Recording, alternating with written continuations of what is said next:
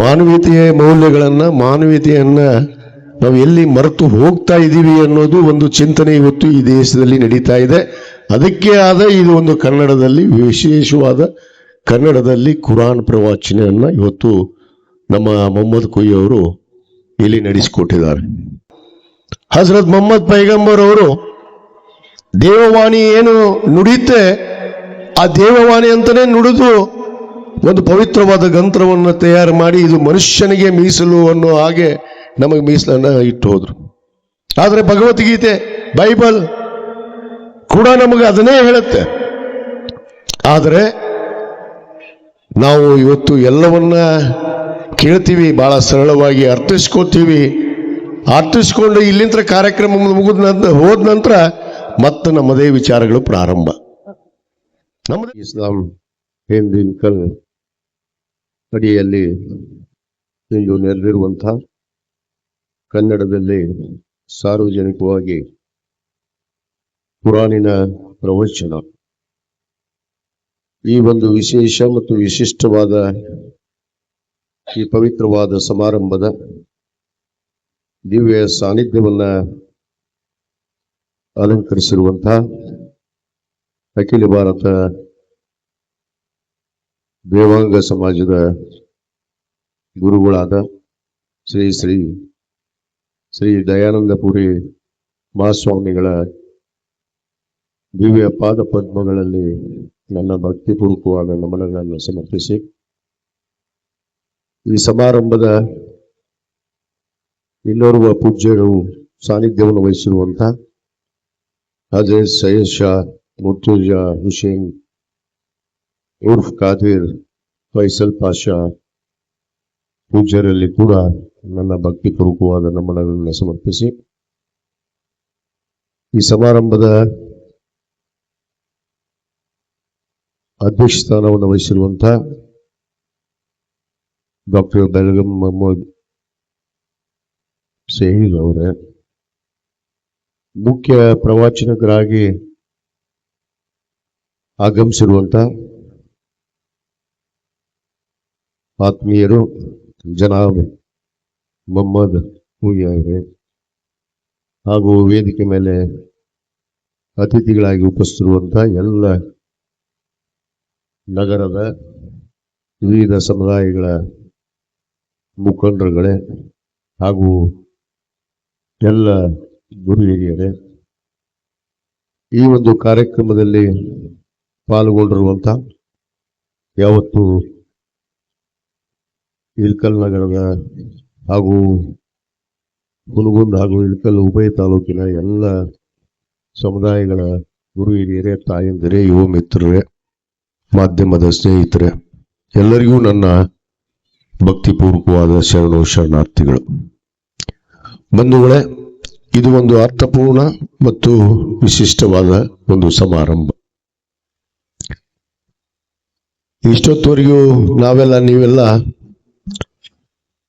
ಸನ್ಮಾನ್ಯ ಮೊಹಮ್ಮದ್ ಕುಯಿ ಅವರ ವಿಚಾರಧಾರೆಗಳನ್ನ, ಅವರು ಪವಿತ್ರವಾದ ದಿವ್ಯ ಕುರಾನದ ಬಗ್ಗೆ ಕನ್ನಡದಲ್ಲಿ ಬಹಳ ಸ್ಪಷ್ಟವಾಗಿ ಪ್ರತಿಯೊಂದು ಬಾಲಕನ ಹಿಡಿದು ವೃದ್ಧರವರೆಗೂ ಅರ್ಥ ಆಗುವ ಹಾಗೆ ಅವರ ಪ್ರವಚನವನ್ನ ಇವತ್ತು ನೀಡಿದ್ದಾರೆ. ಬಹುತೇಕ ಇವತ್ತು ನಮ್ಮ ಮುಂದೆ ಇರುವಂತಹ ಸವಾಲು ಎಲ್ಲ ಸಮುದಾಯದವರು, ಭಾರತ ದೇಶದ ಪ್ರಜೆಗಳಾದ ನಾವು, ಭಾರತೀಯರು ಅನ್ನುವ ನಾವೆಲ್ಲ ಪ್ರಜೆಗಳು,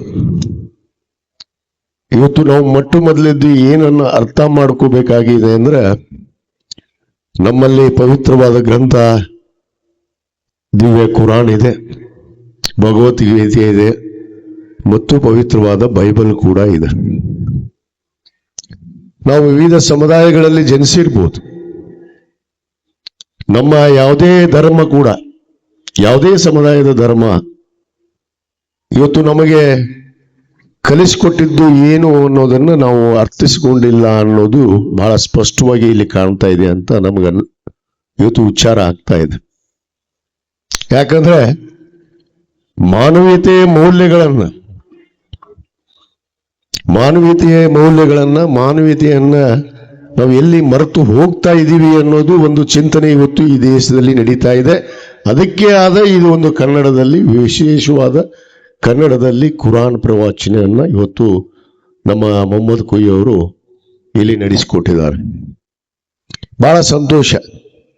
ನಾವೆಲ್ಲ ಭಾರತೀಯರು ಭಾರತ ದೇಶದಲ್ಲಿ ವಿವಿಧತೆಯಲ್ಲಿ ಏಕತೆಯನ್ನು ಕಂಡಂಥವ್ರು, ವಿವಿಧ ಧರ್ಮ, ವಿವಿಧ ಸಮುದಾಯಗಳು, ವಿವಿಧ ಭಾಷೆ ಎಲ್ಲವನ್ನ ಒಪ್ಪಿಕೊಂಡಂಥವ್ರು ನಾವು.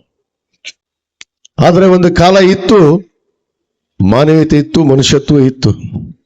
ಇವತ್ತಿದೆ ಆ ಮಾನವೀಯತೆನೂ ಇಲ್ಲ, ಮನುಷ್ಯತ್ವನೂ ಇಲ್ಲ, ಆ ಮೌಲ್ಯಗಳು ಇವತ್ತು ಉಳಿತಾ ಇಲ್ಲ ಅನ್ನೋದು ಎಲ್ಲ ಧರ್ಮದವರು, ಎಲ್ಲ ಸಮುದಾಯದವರು. ಇವತ್ತೇನು ದಿವ್ಯವಾದ ಕುರಾನದ ಒಂದು ಪ್ರವಚನವನ್ನ ಮೂಲಕ 1500 ವರ್ಷಗಳ ಹಿಂದೆ ದೇವವಾಣಿಯಿಂದ ಸಂದೇಶ ಆದಂತ ಆ ದಿವ್ಯ ಕುರಾನವನ್ನ ಇವತ್ತು ರಚಿಸಲಾಯಿತು. ಹಜರತ್ ಮೊಹಮ್ಮದ್ ಪೈಗಂಬರ್ ಅವರು ದೇವವಾಣಿ ಏನು ನುಡಿಯುತ್ತೆ ಆ ದೇವವಾಣಿ ಅಂತಾನೆ ನುಡಿದು ಒಂದು ಪವಿತ್ರವಾದ ಗ್ರಂಥವನ್ನು ತಯಾರು ಮಾಡಿ ಇದು ಮನುಷ್ಯನಿಗೆ ಮೀಸಲು ಅನ್ನೋ ಹಾಗೆ ನಮಗೆ ಮೀಸಲನ್ನ ಇಟ್ಟು ಹೋದ್ರು. ಆದರೆ ಭಗವದ್ಗೀತೆ, ಬೈಬಲ್ ಕೂಡ ನಮಗೆ ಅದನ್ನೇ ಹೇಳುತ್ತೆ. ಆದರೆ ನಾವು ಇವತ್ತು ಎಲ್ಲವನ್ನ ಕೇಳ್ತೀವಿ, ಬಹಳ ಸರಳವಾಗಿ ಅರ್ಥಿಸ್ಕೋತೀವಿ. ಅರ್ಥಿಸ್ಕೊಂಡು ಇಲ್ಲಿಂದ ಕಾರ್ಯಕ್ರಮ ಹೋದ ನಂತರ ಮತ್ತೆ ನಮ್ಮದೇ ವಿಚಾರಗಳು ಪ್ರಾರಂಭ, ನಮ್ಮದೇ ವಿಚಾರಗಳು, ನಮ್ಮದೇ ವಿವೇಚನೆಗಳು. ಯಾಕಂದ್ರೆ ಇಲ್ಲಿ ಕೇಳುವಾಗ ಹೌದಪ್ಪ ಹೌದಪ್ಪ ಹೌದಪ್ಪ ಅಂತ ಎಲ್ಲರೂ ಚಪ್ಪಾಳೆ ಹೊಡೆದ್ರಿ, ಏನ್ ಭಾರಿ ನಮ್ಮ ಮೊಹಮ್ಮದ್ ಕುಯಿ ಅವರು ಹೇಳಕತ್ತಾರ ಅನ್ನೋದು ಒಪ್ಕೊಂಡ್ರಿ, ಮನಸ್ಸನ್ನು ಕೂಡ ಕರಗಿಸ್ಕೊಂಡ್ರಿ. ನಾನು ನೋಡ್ತಾ ಇದ್ದೆ ಅದು ಒಂದು ಮಕ್ಕನು, ನಾನು ಸತ್ಯವನ್ನ ಹೇಳ್ತೀನಿ, ನಾನು ಹಿಡ್ಕೊಂಡೇ ಹೇಳ್ತೀನಿ. ನಾನು ಒಬ್ಬ ಇದ್ರಾಗ ನಿಮ್ಮ ಜೊತೆಗೆ ಒಬ್ಬ ಸಾಮಾನ್ಯ ಪ್ರಜೆನೇ ಭಾರತ ದೇಶದ್ದು. ನಾವೆಲ್ಲ ಒಪ್ಕೋತೀವಿ, ನಮ್ಮ ಮನಸ್ಸನ್ನ ಎಲ್ಲ ಚುರ್ರ ಅನಿಸ್ಕೊಂತೀವಿ. ಆದ್ರೆ ಇಲ್ಲಿಂದ ಎದ್ದು ಹೋಗುವವರಿಗೆ ಮಾತ್ರ ಇರಬಾರ್ದು, ನಿಮ್ಮ ಉಸಿರು ಕೊನೆವರೆಗೂ ಇದ್ದಾಗ ನಿಜವಾಗ್ಲೂ ನೀವು ಮನುಷ್ಯನಾಗೋದಕ್ಕೆ ಸಾಧ್ಯ ಅನ್ನೋದನ್ನ ನಾವು ಅರ್ಥಿಸ್ಕೊಂಡಾಗ ನಾವು ಮನುಷ್ಯರಾಗಿ ಜೀವನ ಮಾಡೋದಕ್ಕೆ ಸಾಧ್ಯ. ಅವ್ರು ಹೇಳಿದ್ದಕ್ಕೂ ಕೇಳಿದ್ದಕ್ಕೆ ಗುರುಗಳು ಮಾತಾಡ್ತಾರೆ, ನಮ್ಮ ದಯಾನಂದ ಮಹಾಪುರಿ ಸ್ವಾಮಿಗಳು. ಅವರು ಹೇಳ್ತೀವಿ, ಅವರು ಹೇಳಿದ್ದು ಕೇಳ್ತೀವಿ, ನಾವು ಪ್ರವಚನವನ್ನು ಕೇಳ್ತೀವಿ, ಪುರಾಣ ಪುಣ್ಯಕಥೆಯನ್ನು ಓದಿದ್ದೀವಿ, ಮಾನವರಾಗಿದ್ದೀವಿ. ಮತ್ತೆ ಮಾನವೀಯತೆಯ ಮೌಲ್ಯಗಳನ್ನು ಮರೆತು ನಮ್ಮ ನಡೆಯುವಂತ ನೆಡೆ ಬೇರೆ ಇದೆ. ಅದಕ್ಕೆ ಈ ಸಂದರ್ಭದಲ್ಲಿ ಬಹಳ ಸಮಯನ ನಾ ತೆಗೆದುಕೊಳ್ಳೋಕೆ ಹೋಗೋದಿಲ್ಲ. ನಾನು ಇವತ್ತು ಅರ್ಥಿಸ್ಕೊಂಡಿದ್ದೆ ಇಷ್ಟೇ. ಇವತ್ತು ನಮ್ಮ ಮೊಹಮ್ಮದ್ ಕುಯಿ ಅವರು ಹೇಳುವಂತ ಪ್ರತಿಯೊಂದು ವಿಚಾರ ನಾವು ಮನಸಾರೆ ಒಪ್ಕೊಳ್ತಾ ಇದ್ವಿ. ಯಾಕಂದ್ರೆ ನಡೆಯುವಂಥದ್ದು ಸತ್ಯ ಆಗಿದೆ.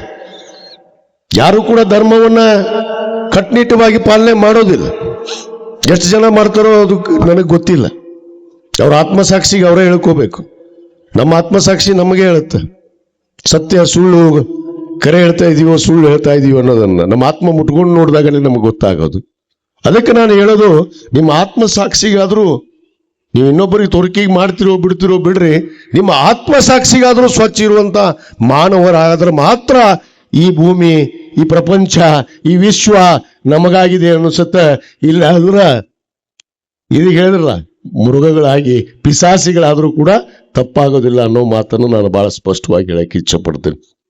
ಯಾಕಂದ್ರೆ ಇವತ್ತು ನೋಡ್ತೀವಿ ಪ್ರಸ್ತುತ ಕಾಲದಲ್ಲಿ, ಇದೀಗ ಬಹಳಷ್ಟು ಉದಾಹರಣೆಗಳನ್ನು ಕೊಟ್ಟು ಹೇಳಿದ್ರು, ಯಾವ್ಯಾವ ರೀತಿ ನಾವು ಕನಸನ್ನ ಕಾಣ್ತೀವಿ, ಯಾವ ರೀತಿ ಶ್ರೀಮಂತ ಆಗ್ಬೇಕಂತ ಬಯಸ್ತೀವಿ, ಎಲ್ಲ ಆಗೋದಕ್ಕೆ ಬಯಸ್ತೀವಿ ನಾವು ಈ ಜಗತ್ತಿನಲ್ಲಿ. ಆದ್ರ ಮಾನವೀಯತೆಯ ಅನ್ನ ಉಳುವಂತ ಮನುಷ್ಯನಾಗಿ ಇರೋದಕ್ಕೂ ಕೂಡ ನಾವು ಆದಾಗ ನಿಜವಾಗಲೂ ನಾವು ಮನುಷ್ಯರಾಗಿ ಹುಟ್ಟಿದ್ದಕ್ಕೂ ಕೂಡ ಸ್ವಾರ್ಥಕತೆ ಅನ್ನೋ ಮಾತನ್ನ ಈ ವೇದಿಕೆ ಮುಖಾಂತರ ನಾನು ಹೇಳಕ್ಕೆ ಇಚ್ಛೆ ಪಡ್ತೇನೆ ಬಂಧುಗಳೇ. ಆದ ಕಾರಣ ಇವತ್ತು ಬಹಳ ಅರ್ಥಪೂರ್ಣವಾದ ಈ ಒಂದು ಸಮಾರಂಭ. ನಾನು ಇಷ್ಟೇ ಹೇಳಕ್ ಬರೋದು, ಇಲ್ಲಿ ಎಲ್ಲ ಧರ್ಮದವರು, ಎಲ್ಲ ಸಮುದಾಯದವರು ಇಲ್ಲಿ ಮುಖಂಡರು ಕೂತಾರ ನೋಡಿದೆ ನಾನು. ಎಲ್ಲರೂ ಕೂಡ ಇದ್ದಾರೆ ಇಲ್ಲಿ, ನಮ್ಮ ಧರ್ಮ ಗುರುಗಳ ಆದಿಯಾಗಿ ಎಲ್ಲರೂ ಕೂಡ ಈ ಕಾರ್ಯಕ್ರಮದಲ್ಲಿ ಭಾಗವಹಿಸಿದ್ದಾರೆ. ಇಂಥ ಚಿಂತನೆ ಪ್ರತಿಯೊಂದು ಸಮುದಾಯದಲ್ಲಿ ನಡಿಬೇಕು, ಪ್ರತಿಯೊಂದು ಸಮುದಾಯದಲ್ಲಿ ಈ ಚಿಂತನೆ ಆಗ್ಬೇಕು, ಇಂಥ ಕಾರ್ಯಕ್ರಮಗಳು ಆಗ್ಬೇಕು. ಅವರಿಗೆ ಮನೆ ಮುಟ್ಟುವ ಹಾಗೆ, ಅವರ ಮನಸ್ಸು ಮುಟ್ಟುವ ಹಾಗೆ ಇವತ್ತಿನ ಪ್ರಸ್ತುತ ಕಾಲದಲ್ಲಿ ನಡೆಯುವಂತ ತಪ್ಪುಗಳನ್ನ ನಾವು ಎತ್ತಿ ತೋರಿಸಿದಾಗಲೇ ಅವರು ಮನುಷ್ಯರಾಗೋದಕ್ಕೆ ಸಾಧ್ಯ. ಇಲ್ಲ ಅಂದ್ರೆ ಮನುಷ್ಯರಾಗೋದಿಲ್ಲ, ಆಗೋದಿಲ್ಲ ಅನ್ನೋದನ್ನ ಬಹಳ ಸ್ಪಷ್ಟವಾಗಿ ನಾನು ಹೇಳಕ್ಕೆ ಇಚ್ಛೆ ಪಡ್ತೀನಿ. ಅದಕ್ಕೆ ನಾವು ನಮ್ಮ ಯುವ ಪೀಳಿಗೆ ಯಾವ ಕಡೆ ಹೊಂಟಿದೆಯೋ ಗೊತ್ತಿಲ್ಲ. ಪ್ರವಚನಕ್ಕೆ ಇವತ್ತು ಒಳಗಾಗ್ತಾರ, ಕೇಳ್ತಾರ. ಯಾರು ನೋಡ್ರಿ ಎಷ್ಟು ಜನ ಯುವಕರದಾರ ಅಂದ್ರೆ ಇಲ್ಲಿ ಬಹಳಷ್ಟು ಬಳ್ಳೆಣಿಕೆ ಅಷ್ಟೇ ಕುಂತಾರ. ಇದು ಟೈಮ್ ಪಾಸ್ ಇದೆ ಅಂತಾರ. ಅವ್ರಿಗೆ ಟೈಮೇ ಬೇರೆ ಐತಿ. ಈಗ ಹೇಳಿದ್ರಲ್ಲ, ನ್ಯೂ ಇಯರ್ ಚಿಂತನೆ ಹತ್ತಿತ್ತು ಇವತ್ತು ಎಲ್ಲರಿಗೂ. 31 ಬಂತು ಡಿಸೆಂಬರ್, ಹೆಂಗ್ ಪಾರ್ಟಿ ಮಾಡೋಣ, ಹೆಂಗ್ ಡ್ಯಾನ್ಸ್ ಮಾಡೋಣ, ಹೆಂಗ ಕುಡಿದು ಕುಪ್ಪಳಿಸೋಣ ಅಂತ ಚಿಂತೆ ಹತ್ತಿತ್ತು ಒಂದಿಷ್ಟು ಮಂದಿಗೆ. ಅದ್ರ ಬಿಟ್ರೆ ಚಿಂತನೆನೇ ಇಲ್ಲ. ನಾಳೆ ಅನ್ನೋದು ಏನು ಬರ್ತಾಳ. ಇವರು ಜನ್ಮಸಿದ್ಧ ಹಕ್ಕು ಅಂತ ತಿಳ್ಕೊಂಡ್ಬಿಟ್ರೆ ಕೆಲವಷ್ಟು ಮಂದಿ. ಏನು ಜೀವ ಅನ್ನೋದು, ಜೀವ ಗ್ಯಾರಂಟಿ ಐತೇನ್ರಪ್ಪ? ಯಾರಿಗಾರು ಹೋಗಿ ಮನೆ ಮುಟ್ತೀವಿ ಅಂತ ಗ್ಯಾರಂಟಿ ಐತನ್? ಜೀವಕ್ಕೆ ಗ್ಯಾರಂಟಿ ಇಲ್ಲ. ನೀವು ನಾಳೆ 31ಕ್ಕೆ ಪಾರ್ಟಿ ಮಾಡಕ್ ಸಿದ್ಧ ಇರಲ್ಲ. ನೀವು ಏನ್ ಹೇಳ್ಬೇಕು ಇವ್ರಿಗೆ? ನಾನು ಏನ್ ಹೇಳ್ಬೇಕು ಇವ್ರಿಗೆ? ಇಂಥ ಒಂದು ಮನಸ್ಸುಳ್ಳ ಕತಿ ಇವತ್ತು ನಮ್ಮ ದೇಶದ ಪರಿಸ್ಥಿತಿ ಆಗಿದೆ. ಒಂದು ಕಾಲ ಇತ್ತು, ಈಗೂ ಐತಿ. ವಿಶ್ವದಲ್ಲಿ ಭಾರತ ದೇಶ ಅಂದ್ರೆ ಒಂದು ಸಾಂಸ್ಕೃತಿಕ, ಒಂದು ಸಂಸ್ಕಾರ ಇರುವಂತ ದೇಶ ಅಂತ ಅನಿಸ್ಕೊಂಡಿತ್ತು. ಆದ್ರೆ ಅವೆಲ್ಲವನ್ನು ಗಾಳಿಗೆ ತೂರಿ ನಾವು ಬೇರೆ ದೇಶದನ್ನು ಅಳವಡಿಸ್ಕೊಳ್ತಾ ಇದ್ದೀವಿ. ಇವತ್ತು ಅವರ ಹಾವಭಾವಗಳನ್ನ, ಅವ್ರ ಕಲ್ಚರನ್ನ ನಾವು ಮಾಡುವಂತ ಕೆಲಸ ಆಗ್ತಾ ಇದೆ. ಆಮೇಲೆ ನಮ್ಮ ದೇಶದಲ್ಲೇ, ಯಾವ ದೇಶದಲ್ಲಿ ಜನಿಸಿದೀವಿ ಅನ್ನೋದು ಒಂದಿಷ್ಟು ಮಂದಿ ಖಬರೇ ಇಲ್ಲ. ಯಾವ ದೇಶದಲ್ಲಿ ಹುಟ್ಟಿವಿ ಅನ್ನೋದು ಅವರಿಗೆ ಖಬರೇ ಇಲ್ಲ. ಭಾರತ ದೇಶವನ್ನ ಯಾವ ತತ್ವ ಸಿದ್ಧಾಂತದ ಮೇಲೆ ಇವತ್ತು ರಚಿಸಲಾಗಿದೆ, ಇದು ಯಾವ ದೇಶ ಅನ್ನೋದು ಕೂಡ ಅರಿವಿಲ್ಲ. ಮಾತೆತ್ತರದ ಧರ್ಮ ಆಧಾರಿತ ಮಾತುಗಳನ್ನು ನಡೀತಾ ಇದೆ ಈ ದೇಶದಲ್ಲಿ. ಯುವಕರ ಮನಸ್ಸನ್ನು ಕೆಡಿಸುವಂತ ಕೆಲಸ ಹುಟ್ಟೊತ್ತಿಗೆ ನಡೀತಾ ಇದೆ ಇವತ್ತು. ಏನು ಕೆಲವಷ್ಟು ಸಂಘಟನೆಗಳಿದಾವೆ ಈ ದೇಶದಲ್ಲಿ. ನಾ ಸಂಘಟನೆಗಳ ಬಗ್ಗೆ ಮಾತಾಡಲೇಬೇಕು. ಯಾಕಂದ್ರೆ ಅವು ದೇಶ ಉಳಿಸುವಂತ ಸಂಘಟನೆಗಳಲ್ಲ. ದೇಶವನ್ನು ಒಡೆಯೋ ಜೊತೆಗೆ ಅವರ ಮನಸ್ಥಿತಿಯನ್ನು ಒಡೆದು, ಅವರ ಆತ್ಮಸಾಕ್ಷಿಯನ್ನು ಒಡೆದು ಹೋಗುವಂತ ಕೆಲಸ ಇವತ್ತು ಈ ದೇಶದಲ್ಲಿ ನಡೀತಾ ಇದೆ ಬಂಧುಗಳೇ. ನಾವು ಯಾವುದೇ ಸಮುದಾಯದಲ್ಲಿ ಜನಿಸಿರ್ಬೋದು, ನಾವು ಮೊದಲು ಚಿಂತನೆ ಮಾಡಬೇಕು. ನಾವು ಯಾವ ದೇಶದಲ್ಲಿ ಹುಟ್ಟಿದೀವಿ, ಯಾವ ಧರ್ಮದಲ್ಲಿ ಹುಟ್ಟಿದೀವಿ, ಯಾವುದೇ ಧರ್ಮವನ್ನು ತೆಗೆದುಕೊಂಡ್ರೆ ಆ ಧರ್ಮ ಏನು ಹೇಳುತ್ತೆ, ಆ ಧರ್ಮದ ತತ್ವ ಸಿದ್ಧಾಂತಗಳೇನು, ನೀತಿಗಳೇನು, ಅದನ್ನ ಅರ್ಥ ನಡ್ಕೊಳ್ಳೋರೂ ಇಲ್ಲ. ಅದಕ್ಕೆ ಕೇವಲ ಇವತ್ತು ಜಮಾತಿ ಇಸ್ಲಾಂ ಹಿಂದೂ ಈ ರಾಷ್ಟ್ರದಲ್ಲಿ ಇವತ್ತು ಅತ್ಯಂತ ಮಾನವೀಯತೆಯ ಮೌಲ್ಯಗಳನ್ನ ಎತ್ತಿ ಹಿಡಿಯುವಂತ ಕೆಲಸ ಈ ದೇಶದಲ್ಲಿ ಯಾವುದಾದ್ರೂ ಒಂದು ಸಂಘಟನೆ ಇವತ್ತು ಗಟ್ಟಿಯಾಗಿ ಮಾಡ್ತಾ ಇದೆ ಅಂದ್ರೆ ಅದು ಜಮಾತಿ ಇಸ್ಲಾಂ ಹಿಂದ್ ಅನ್ನೋ ಮಾತನ್ನ ಗಟ್ಟಿಯಾಗಿ ನಾನು ಹೇಳಬೇಕಾಗತ್ತೆ ಬಂಧುಗಳು. ಇದನ್ನೆಲ್ಲ ಸಮುದಾಯಗಳು ಮಾಡಬೇಕು. ಯಾವುದೇ ಧರ್ಮ ಇರಲಿ, ಅದು ಕ್ರಿಶ್ಚಿಯನ್ ಧರ್ಮ ಇರಲಿ, ಹಿಂದೂ ಧರ್ಮ ಇರಲಿ, ಮುಸ್ಲಿಂ ಧರ್ಮ ಇರಲಿ, ಎಲ್ಲ ಧರ್ಮಗಳನ್ನು ಮಾಡಿದಾಗ ಆ ಮಾನವೀಯತೆಯ ಮೌಲ್ಯಗಳು ಉಳಿಯೋದಕ್ಕೆ ಸಾಧ್ಯ. ಆ ಮನುಷ್ಯನನ್ನು ನೋಡೋದಕ್ಕೆ ಸಾಧ್ಯ, ಮನುಷ್ಯತ್ವವನ್ನು ಇಟ್ಕೊಳ್ಳೋಕೆ ಸಾಧ್ಯ. ಆ ನಿಟ್ಟಿನಲ್ಲಿ ನಡಿಬೇಕು. ಕೇವಲ ನಾವು ಕೇಳೋದು ಭಾರಿ ಮಾತಾಡಿದ್ರು ಅಂತೇಳಿ ನಾಳೆ 2 ದಿವಸ ಮೊಹಮ್ಮದ್ ಕೋವಿ ಅವ್ರ ಬಗ್ಗೆ ಇಲ್ಕಲ್ಲಾಗಿ ಹೊಗಳಿದ್ದ. ನಿಮ್ ಬಗ್ಗೆ ಸರ್ ಭಾಳ ಹೊಗಳ್ತಾರ. ಭಾರಿ ಚಂದ ಕನ್ನಡದಲ್ಲಿ ಪ್ರವಚನ ಮಾಡ್ತೀರಿ, ಭಾರಿ ಚಂದ ನೀವು ತಮ್ಮ ವಿಚಾರಧಾರೆಗಳನ್ನು ಹಂಚ್ಕೋತೀರಿ ಅಂತೇಳಿ ಮಾತಾಡ್ತಾರೆ. ಆದ್ರೆ ಮಾತಾಡದಂತೆ ಒಬ್ಬನೂ ಅದಕ್ಕೆ ನಡೆಯೋದಕ್ಕೆ ಕಲಿಯೋದಿಲ್ಲ. ಇಲ್ಲಿ ವೇದಿಕೆ ಮೇಲೆ ಕೂತವ್ರು ನಡೆಯೋದಿಲ್ಲ, ಮತ್ತೆ ತೆಳಗಿದ್ದವ್ರು ಬಹಳ ಕಷ್ಟ ಆಯ್ತು. ಇದಿದ್ದು ಹೇಳಿದ್ರೆ ಏನ್ ತಪ್ಪಲ್ಲ. ನಾವು ಇಲ್ಲಾಂದ್ರೆ ಇದ ಜನ್ಮ ಕಡೆ ಅಂತ ಬಂದ್ಬಿಟ್ಟಿವಿ. ನಾವು ಬಸವಣ್ಣನ ತತ್ವದವ್ರು ನಾವು. ಯಾಕಂದ್ರೆ ಬಸವಣ್ಣವ್ರು ಹೇಳ್ಯಾರ, ನೋಡೋದಂತ ನಡೆಯದಿದ್ದರೆ ಇದೇ ಜನ್ಮ ಕಡೆ ಹೇಳಿ ಹೋಗ್ಬಿಟ್ರ. ನಾನು ಬಂತು ನನಗೊಂದು ಪ್ರಶ್ನೆ ಅಲ್ಲಿ. ಮೊಹಮ್ಮದ್ ಕೋವಿ ಹೇಳಿದ್ರು, ಒಬ್ಬ ನಾಯಕ ನಡೆಸಿಕೊಂಡು ನಾವು ಹೆಂಗಿರ್ಬೇಕಂತ ಹೇಳಿ.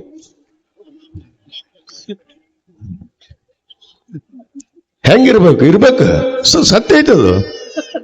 ಸಮಾಜ ಹೊಡೆಯೋದು, ಅವ್ರನ್ನ ದ್ವೇಷಿಸೋದು, ಇವ್ರ ಮನೆ ಮುರಿಯೋದು, ಅವು ಹೊಡಿ ಅನ್ನೋದು ಇದು ನಾಯಕನ ಕೆಲಸ ಅಲ್ಲ.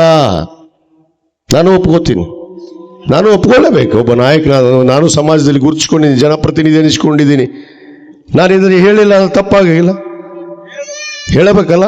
ನಾನು ಎಷ್ಟು ನುಡಿಸುದ್ದ ಅನ್ನೋದಕ್ಕೆ ಇರ್ಬೇಕಲ್ಲ.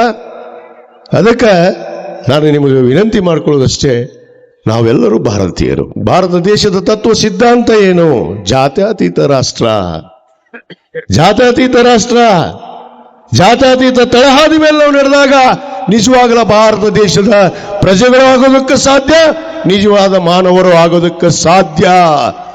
ಇಲ್ಲ ಅಂದ್ರೆ ನೀವು ಈ ದೇಶದ ಪ್ರಜೆಗಳು ಆಗೋದಕ್ಕೆ ಸಾಧ್ಯ ಇಲ್ಲ. ಈ ದೇಶದಲ್ಲಿ ನೀವು ಮಾನವೀಯತೆ ಉಳ್ಳ ಮನುಷ್ಯರು ಅಲ್ಲ ಅನ್ನೋ ಮಾತನ್ನು ನಾನು ಬಹಳ ಸ್ಪಷ್ಟವಾಗಿ ಹೇಳ್ತೀನಿ. ಯಾಕಂದ್ರೆ ನಮ್ಮ ಯುವಕರ ತಲೆಯನ್ನು ಕೆಡಿಸ್ಬಿಟ್ರೆ ಇವತ್ತು ಯುವಕರ ಹಾದಿಯನ್ನು ತಪ್ಪಿಸುವಂತ ಕೆಲಸ, ಯಾವುದೋ ಒಂದು ಧರ್ಮಾಧಾರಿತವಾಗಿ ಅವ್ರಿಗೆ ಬೆನ್ನು ಹಚ್ಚಿ ಅವ್ರಿಗೂ ವಿಚಾರ ಮಾಡೋದು ಶಕ್ತಿನೇ ಇಲ್ಲ ಅವ್ರಿಗೆ. ಆ ಯುವಕರಿಗೆ ತಾಳ್ಮೆ ಇಲ್ಲ. ಹೇಳಿದ್ರಿ ಈಗ 12 ವರ್ಷಕ್ಕೆ ಚಲೋ ಆಗಿಬಿಟ್ಟವಂತೆ ಡ್ರಗ್ಸ್ ಮಾಫಿಯಾ. ಸತ್ಯ ಐತಿದು. ನನಗೊಂದು ಕಡೆ ಎಲ್ಲ ಅನ್ಸುತ್ತೆ, ಹಿಂದೆ ಬ್ರಿಟಿಷರು ಆಳಿದ್ರು, ಮೊಘಲರು ಆಳಿದ್ರು, ಎಲ್ಲರೂ ಆಳೆ ಹೋದ್ರು. ಈಗ ಒಂದು ಕಾಲ ಬಂದೈತಿ ಡ್ರಗ್ಸ್ ಅನ್ನು ಹಚ್ಚಿ 12 ವರ್ಷಕ್ಕೆ ಈ ದೇಶ ಮುಗಿಸಾಕೊಂಡ್ರು ಏನೋ ಅನ್ನೋದು ನನಗೆ ಸ್ವಲ್ಪ ಸಂದೇಹ ಪ್ರಾರಂಭ ಆಗಿದೆ. ಯಾಕಂದ್ರೆ ನಾವೆಲ್ಲ ಕೂತ್ಕೊಂಡ್ರು ವಿಚಾರ ಮಾಡ್ಬೇಕಿದ್ನ. ಇವತ್ತು ನಡೀತಾ ಇದೆ, ಪ್ರಸ್ತುತ ಕಾಲದಲ್ಲಿ ನಡೆಯೋದೇ ಇದೆ. 12 ವರ್ಷಕ್ಕೆ ಇವತ್ತು ಪ್ರಾರಂಭ ಆಗಿದೆ ಎಲ್ಲ. ಅದಕ್ಕೆ ತಂದೆ ತಾಯಂದಿರಿದ್ದೀರಿ, ಗುರು ಹಿರಿಯರಿದ್ದೀರಿ, ಸಮುದಾಯದಲ್ಲಿ ಅನೇಕ ಜನ ಗುರ್ಚ್ಕೊಂಡು ಅಂತವ್ರು ಇಲ್ಲಿ ಕೂತಿದ್ದೀರಿ. ದಯವಿಟ್ಟು ನಾವು ವಿನಂತಿ ನಿಮಗೆ ಕೈ ಮುಗಿದು ಮಾಡ್ಕೊಳ್ಳೋದು ಏನಂದ್ರೆ, ತಮ್ಮ ಮನೆಯನ್ನ, ತಮ್ಮ ಮಕ್ಕಳನ್ನ, ತಮ್ಮ ಹೆಣ್ಣು ಮಕ್ಕಳನ್ನ ರಕ್ಷಿಸುವಂತ ಕೆಲಸ ನೀವೆಲ್ಲ ಮಾಡಿದ್ರೆ ಈ ದೇಶ ಉದ್ಧಾರ ಆಗತ್ತೆ, ಖಂಡಿತವಾಗಿಯೂ ಉದ್ಧಾರ ಆಗತ್ತೆ. ಈ ದೇಶ ಕೆಟ್ಟು ಹೋಗೋದಿಲ್ಲ, ಯಾವ ಮೌಲ್ಯಗಳು ಕೆಡೋದಿಲ್ಲ. ನಾವೆಲ್ಲ ಕೆಡಲಾರ್ದೆ ಆ ಮನೆಯನ್ನ, ನಮ್ಮ ಮನೆಯನ್ನಾದ್ರೂ ಸುದ್ದು ನಡೆಸಿಕೊಂಡು ಹೋಗುವಂತ ಶಕ್ತಿಯನ್ನ ಎಲ್ಲರೂ ನಾವು ಪಾಲಕರು ಹೊಂದಬೇಕು. ಹೊಂದಾಗ ಖಂಡಿತವಾಗಿ ಆ ಮನೆಯೂ ಕೆಡಲ್ಲ, ಆ ದೇಶನೂ ಕೆಡಲ್ಲ, ಆ ನಗರನೂ ಕೆಡಲ್ಲ. ಆ ವಿಚಾರದಲ್ಲಿ ನಾವು ಚಿಂತನೆಯನ್ನು ಮಾಡೋಣ. ಇವತ್ತು ನಿಜವಾಗಲೂ ಬಹಳ ಅರ್ಥಪೂರ್ಣವಾದ ಒಂದು ಕಾರ್ಯಕ್ರಮ ಇದು. ಇದನ್ನ ನಾನು ಕೊನೆಯದಾಗಿ ಒಂದು ವಿನಂತಿ ಮಾಡ್ಕೊಳ್ತೇನೆ. ಎಲ್ಲ ಧರ್ಮಗಳು, ಯಾವ್ಯಾವ ಧರ್ಮಗುರುಗಳು ಇದ್ದೀರಿ, ಇಂತಹ ಸಮಾಜಮುಖಿ ಮಾನವೀಯತೆಯ ಮೌಲ್ಯಗಳನ್ನು ಎತ್ತಿಡಿಯುವಂತ ನಮ್ಮ ಸಂಸ್ಕಾರ ಏನು, ನಮ್ಮ ದೇಶ ಏನು ಅನ್ನೋದನ್ನ ತಾವು ಎತ್ತಿ ಹಿಡಿದು ಆ ಪ್ರಯೋಜನದ ಮೂಲಕ ಮಾನವರನ್ನ ತಿದ್ದುವಂತ ಕೆಲಸ ಇವತ್ತು ಆಗಬೇಕಾಗಿದೆ. ಯಾಕಂದ್ರೆ ಯುವ ಪೀಳಿಗೆ ಮುಂದಿನ ಈ ದೇಶದ ಆಗಲಿದ್ದಾರೆ.